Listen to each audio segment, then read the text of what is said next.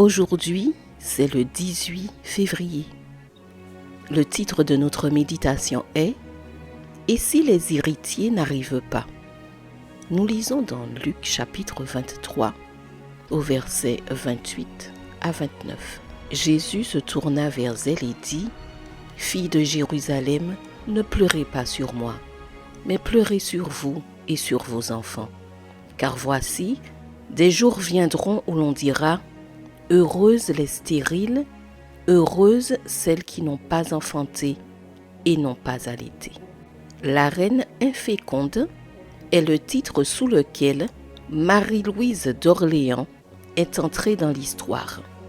Après un mariage arrangé pour des raisons politiques, la princesse de Paris accède au trône d'Espagne contre sa volonté. Comme on le sait, le roi avait besoin d'un héritier, mais celui-ci n'arrivait pas. Les rumeurs selon lesquelles la reine se faisait avorter ajoutaient à sa peine. 10 ans après son arrivée en Espagne, elle tombe malade et meurt sans laisser d'enfant à la couronne.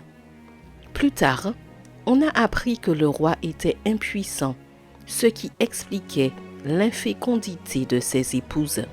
L'infertilité peut blesser, mais aujourd'hui, je veux te dire que même sans enfant, tu peux profiter de la vie et t'épanouir.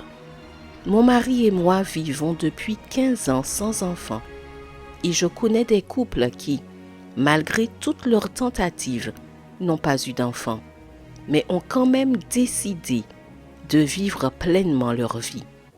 À une époque où l'absence d'enfant était considérée comme une malédiction, juste avant de mourir et de mettre fin à son ministère sur terre, Jésus brise ce paradigme et affirme que les jours viendront où seront heureuses les stériles, heureuses celles qui n'ont pas enfanté et qui n'ont pas allaité.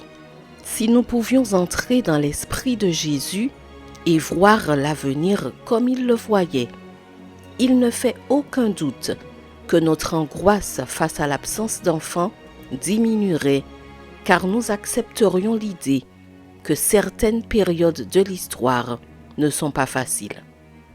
La pression que la société exerce souvent sur un mariage sans enfant peut être cruelle et irrespectueuse.